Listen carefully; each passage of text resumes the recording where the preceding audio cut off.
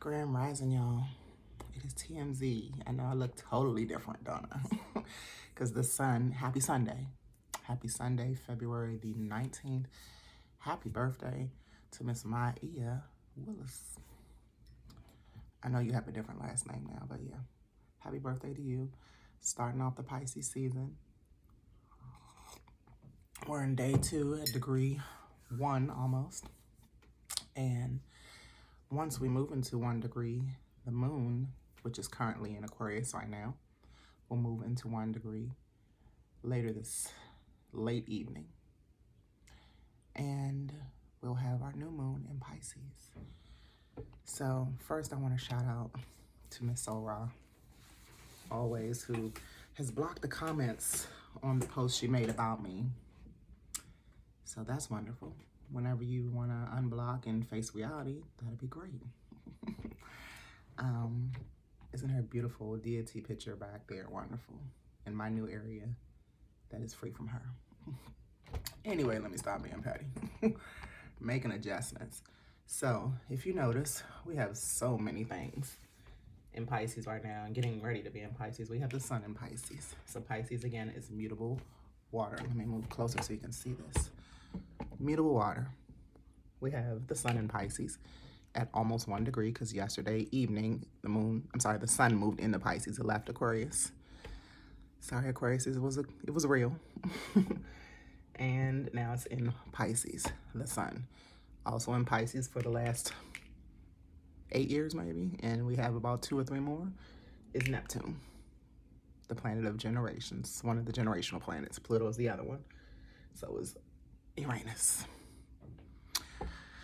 And we have Venus in Pisces, getting ready to actually move into Aries next week. So Venus and Neptune are having a conjunction in the final decan, the 20s degrees, around the 20 degree. I think Neptune is at 24, 26 maybe, and Venus is at 27. So Venus is getting ready to move, but not before we can have all these things, including the moon, conjunct. Not the sun though, because the sun won't be conjunct by the time Venus moves, but the sun will conjunct with Neptune, and that's in about 3 weeks. Anyway, we also have Saturn getting ready to move into Pisces in 2 weeks, in the middle of Pisces season. So then the fixed signs, let's just talk about the fixed signs really quick, because Saturn has been in Aquarius for 2 years. And with other things like, what am I trying to say here? Hold on. With Uranus in Taurus, which is another fixed sign, and Uranus being the ruler of Aquarius, we've had Aquarius and Saturn energy, with Saturn being in a Capricorn 2 years ago for 2 years. With those kind of Saturnian energies, Saturn is finally done with the fixed signs, and we have hopefully finally learned our lesson. So, plus Saturn was conjunct with the sun when the sun was in Aquarius. And Saturn is at its last few degrees in Aquarius. So just last week, we had an exposure of reality in many ways, collectively, as well as many ways individually, okay? But the fixed signs are getting ready to get some relief. Who's getting ready to not give some relief? It's the mutable signs. And this new moon is going to kind of enlighten that, for lack of better words. But when Saturn moves into Pisces in 2 weeks and stays there for 2 years, mutable signs, Pisces, Virgo, Gemini, and Sagittarius. It's time for y'all to learn some lessons. And it's already started, especially with the Sagittarius, because Sagittarius is, as well as Pisces, are ruled by Jupiter. Jupiter expands things. Jupiter's already over here being conjunct with Chiron. Y'all know I lost my Jupiter sign. 1 second. Couldn't find it fast enough and forgot to get it yesterday when Lady did my hair. So shout out to Lady. We will have it soon. But we'll talk about the conjunction because Jupiter is supposed to be in Aries here, conjunct with Chiron. That's a whole nother topic. But Jupiter is giving some exaggerated, extreme, expanded energy to all the other mutable signs. So, mutable signs, like I said, especially Sagittarius, especially those that are ruled by Jupiter, Pisces and Sagittarius, you all are literally getting ready to have some lessons, and it's already showing, especially in the Sagittarius that I know, especially Miss Soul Ra. I know a couple Sagittarius that will remain nameless that are going through it. And what are they going through? Just learning to adapt, learning to change, learning to be mutable. Also, whatever house you have Pisces in is the house that you need to learn the lesson in, or maybe you already have mastered it. Let's see. So just like we did with Mercury and Capricorn conjunct Pluto, so we have the moon conjunct the sun, which is the new moon, right? When the sun is in the same position, which is Pisces, and the moon will be here later tonight, that means they're conjunct. All these things that are close are conjunct in degrees. I'll put the degrees up here later. But yes, and voila, we have all the degrees up now. I took my time and figured it out. So let's talk about it. Let's go back to Pisces. So sun is almost at 1 degree. It'll be in 1 degree in a couple of hours. So I just put the 1 up there now. We've gone through almost a whole day of Pisces the sun being in Pisces. So as you can see, Venus is actually in 29 degrees today. So it's getting ready to move to Aries tonight. But, so the moon will not affect it. Because the moon will move into 1 degree, and that's too far away from being conjunct to Venus. That's getting ready to move into another sign anyway.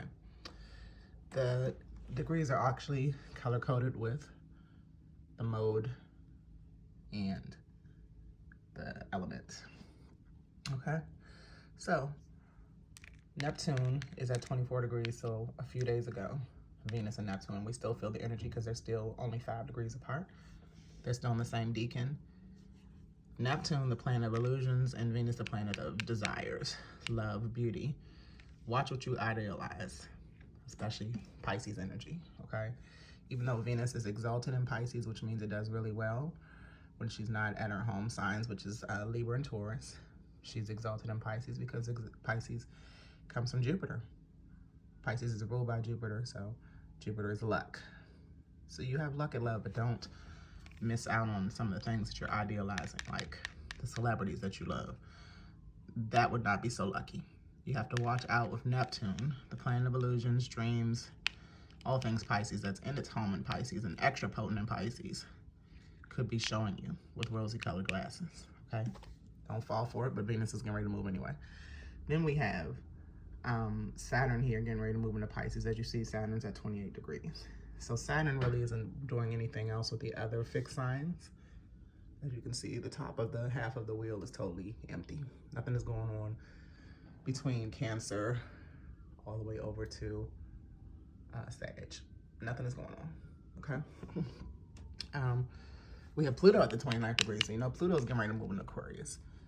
So after I say the fixed signs are getting ready to get some relief with Saturn moving out of Aquarius and moving into Pisces very soon, we're getting ready to go through a whole another fixed energy for a good 19 years. So Pluto will move into Aquarius March the 23rd, and then move back when it retrogrades into Capricorn, I think around June. And then it'll go back into Aquarius after retrograde at the beginning of 2024 in January. But we're gonna get like a 3-4 month preview of Pluto being in Aquarius, which is fixed energy again. So the fixed energy is going to come back with Pluto. But then we'll get a break from it again and go back into the cardinal energy, because I guess there's still some leading that has to be done with cardinal energy. There's still some, because cardinal energy, it leads, but it doesn't follow through sometimes. So there's some things we have to follow through, which is the retrograde energy that will come back in the middle of the year of 2023. I got the conjunction sign up, y'all, because there's a lot of conjunctions here. Like I said, I found the substitute Jupiter sign that I made. And even though Jupiter is in its last degree of the first decan, it's only 4 degrees away from Chiron, so they're still pretty conjunct. And again, we'll talk about this more next week when they are really close. And this Jupiter will move into the second decan where Chiron is. So last is these two. They're not conjunct, but they've been conjunct most of the year because the North Node has been in Taurus, and it'll be in Taurus for 18 months total. The nodes stay in the sign for 18 months. The only thing that would be up here is the opposite of the North Node, which is the South Node. So it'll be in 6 degrees as well of Scorpio. But yeah, there has been, the North Node is your destiny. There's been a breakthrough. Uranus is the planet of rebellion and surprise and unexpectedness and uniqueness and innovation, and Taurus likes stability. So where there's some people that are destined to be stable eventually, there's a whole lot that's been going on to kind of prevent that, especially when Uranus was in retrograde. Now that everything is not, it's going moving direct and there's no retrogrades going on, you can innovatively take this energy. Now this is definitely not conjunct because they're 9 degrees apart, and they won't be conjunct because this one is going direct, and this, the matter of fact, the nodes are the only thing that always is retrograde. So 6 degrees by July will be in, the nodes will be in Aries and Libra. So that's just the explanation. Mars is not really doing anything with any of the other mutable signs. They're all in different degrees. The sun is in the one, the first decan. Venus and Neptune are in the last decan. So Mars actually will move into Cancer, I believe, in another month because it's not retrograde anymore either, but it's still in its shadow. The shadow lasts for like a month. So once we have these new energies coming from Pluto and Neptune, I'm sorry, Pluto and Venus, as well as Saturn, the ones that are in the last degrees. Mars will be moving a little bit faster and moving into its next sign as well. Okay. Let me know if you have any questions or any comments in the comments section. And getting back to the houses really quick, let's just talk about where Pisces is in your house based on your rising sign, like we did previously with Mercury in Capricorn and Pluto in Capricorn conjunction. Okay, let's start at Aries. Aries, if you had Pisces in the first house, I'm sorry, if you have an Aries rising, you start in the first house, you count back 1. So you would have Pisces in the 12th house, which is where it belongs. If you have Aries rising, normally the houses go in order, okay? So you have Pisces in the 12th house. These are the things you're working on: endings, healing, closure, spirituality, solitude, karma, old age, afterlife, what's hidden, limiting beliefs, and subconscious. That is for Aries rising. If you have Taurus in the first house, you would go back 2 and you have Pisces in the 11th house. So if you have a Taurus rising, you're working on groups, friends, social awareness, humanitarianism, technology, hopes, and wishes for the future. That is Taurus risings.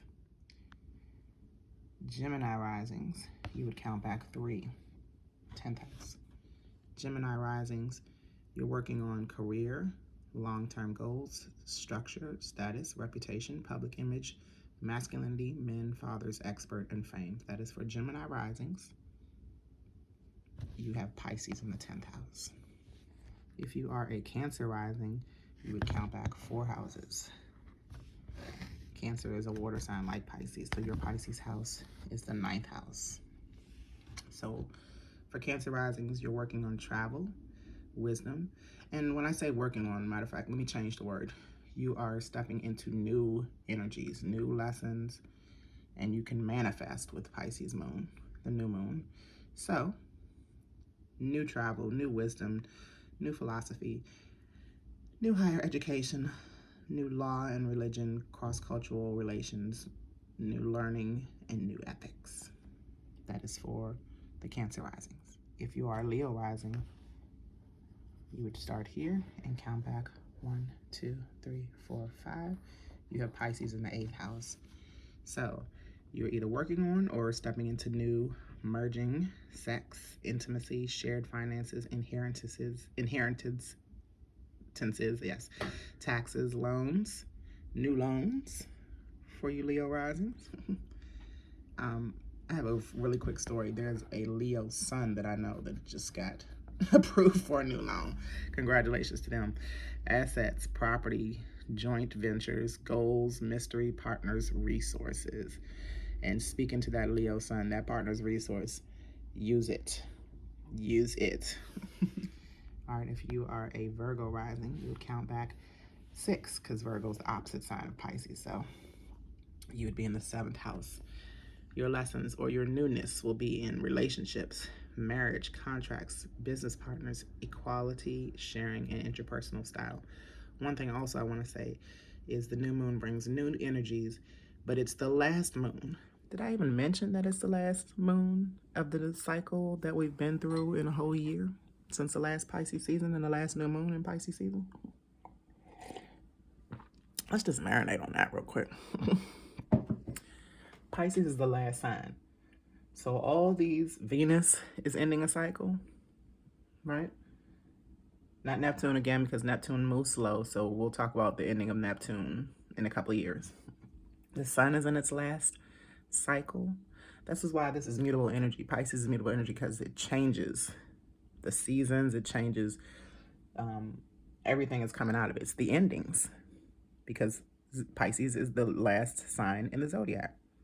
And Aries is the beginnings, which is why we say the new year really starts in Aries season.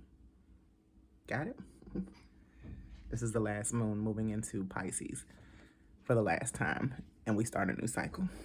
Let's get back to the rising signs. If you are Libra rising like I am, you start here at the 1st house, Libra. Remember, risings always start in the 1st house, and you count back. That would be 7 signs away. 1, 2, 3, 4, 5, 6, 7 to get to Pisces. And this is what I'm working on. I know y'all see me sipping tea and all. Thank you, Miss O'Rourke, for your cup. I also have my chlorophyll here. So I'm working on it. New health, fitness. I called my friend who's a personal trainer this morning. We're getting ready to get started this week. Systems, analytical nature, pets. I'm definitely going to get my cat some entertainment today because she is tearing up my couch. And I'm getting ready to take care of her. We got her some Sheba. We got her some new food to take care of her stomach. So I'm working on my 6th house stuff, okay? My Pisces, the new moon, the new stuff coming in. Work habits, trying to plan more, organize things. Sense of usefulness, definitely want to be useful. And the service given.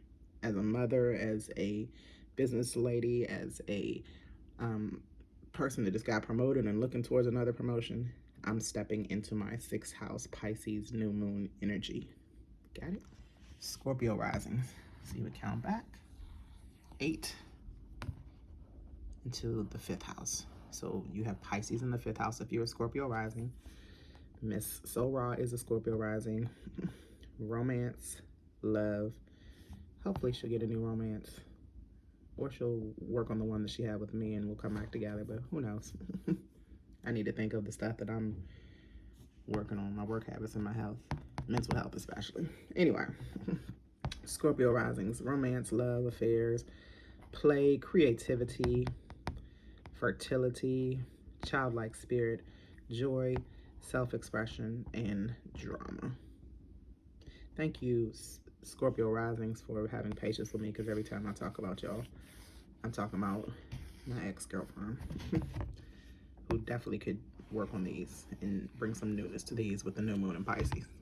All right, if you have a Sagittarius rising, you would count 9 signs away to your Pisces house, which would be the 4th house.